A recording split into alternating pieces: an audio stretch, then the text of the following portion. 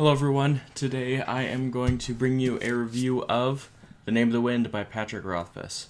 So, I gotta say, I started watching BookTube, probably 2021, about there, and you would constantly hear Name of the Wind, Name of the Wind, Name of the Wind, Name of the Wind. It's along up there with First Law and Gentlemen Bastards and Stormlight Archive for being the most recommended series. And every time someone would talk about it, it was this is the best book ever. How can anyone not have read this? And so when I picked up my copy, and the copy of Wise Man's Fear, which I haven't read yet, but when I picked up the copy of this, I was very intrigued. And when I was reading, when I was in between Malazan reads, and Malazan was I had to take a break from that. I was okay, well, Name of the Wind. It's only 2 books in the series so far, so and it's probably not gonna be finished ever. But you know what? I can do 2 books in this series. I can read this one, and then when I'm ready for the next one, I'll read that one. And so I read this, and there's this thing with books. I don't know. I don't really get this with movies, but with books, people talk about them, and the way they talk about them and the way they express themselves, on BookTube especially, is it gets really mythologized almost. The Lies of Locke Lamora, I knew about that before I was even on BookTube, and Locke Lamora didn't actually sound like a person's name. It sounded like an artifact, the Locke Lamora. It has that ring to it when you don't have the context of that being just a dude. So going into The Name of the Wind, I was I was kind of wow, I can't believe I'm gonna read one of the best books of all time. And then I was halfway through, and I was this is really good. Yeah, I get it. Okay. And then I got to the back half, the last little bit of the book. And when I say that one character, and it's not even the character herself, it's the way that the main character talks about this character, ruined this whole, this could have been 5 stars. This could have been, really good. But the way he talks about his love interest is, worship. It's you're a god, and I'm bowing down at the foot of your glory. And okay, here's my main issue. Kingkiller Chronicle is about a grown-up hero telling his life story.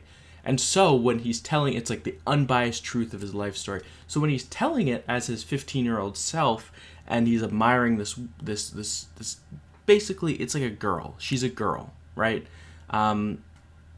It just, there's something about it, to me at least, that just rings a bit weird when in the modern day he's still she was a goddess among girls, and it's you never progressed, you never saw her as your equal, or and it just rubbed me the wrong way. And I don't know, to me there's some, I feel kind of defensive almost.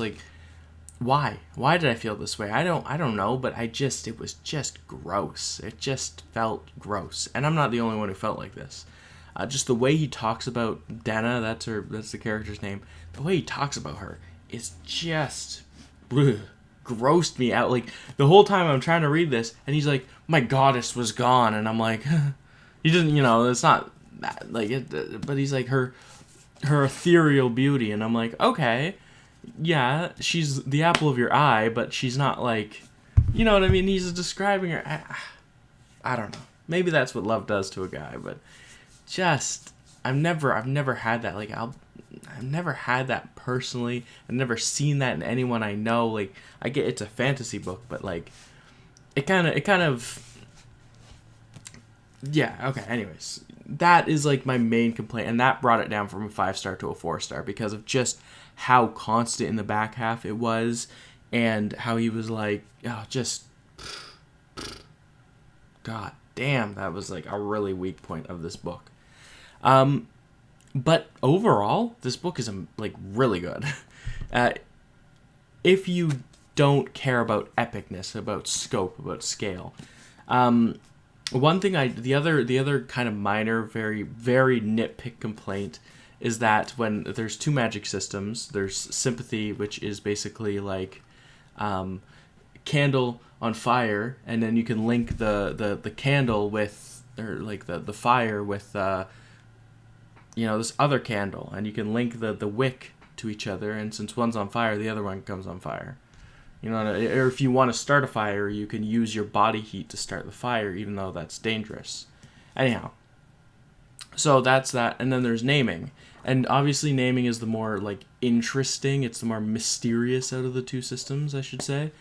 But then there's also kind of like a third thing, and that's like, it's like you inscribe runes. And there was just this page where he was just giving examples. And I was like, blah, blah, blah. Like, I don't care about, if I put this one, like, you'll re-explain it to me in an action scene when it's happening. Oh, I inscribed this rune here and this rune here. And then it went, whoa, like, but don't, like, it was the most I've ever felt info dumped on. Like, I don't get when people, like, say, oh, it was too much info dumping, because I don't want to say I don't read that many books, but like I don't read enough bad books, I would say, to get to have it feel like I'm getting info dumped. But there was that, I experienced that in this book, and it's just yeah. But like the money system, no, and I don't fault, this isn't a fault of other books, but not a lot of fantasy books go into the money and how that works, and that's a big part of this book, and I found that really interesting to read about, because economics and like how like fantasy economics and stuff, how that works, if you focus on it enough, yeah, I'd read a book about like actual, like, not like real economics where it's like you have to have a degree, but like the street economics, like it costs like 2 blah blah blahs to get a donut, and and it's less 2 gold and more like 2 half silver councils or whatever. And I'm like, oh wow, that's interesting. And like the magic school was whatever, the library, there's all this stuff, and it was good. It's a solid novel, and it's really well written. Rothfuss's prose are good, but prose aren't like the thing that captures me. It's kind of the cherry on top, and it's just solid. I think it's like the perfect 4-star book, where like it has a major flaw and a few minor flaws, and it's not anything like extraordinary, but it's just competent at what it does, except for that one thing.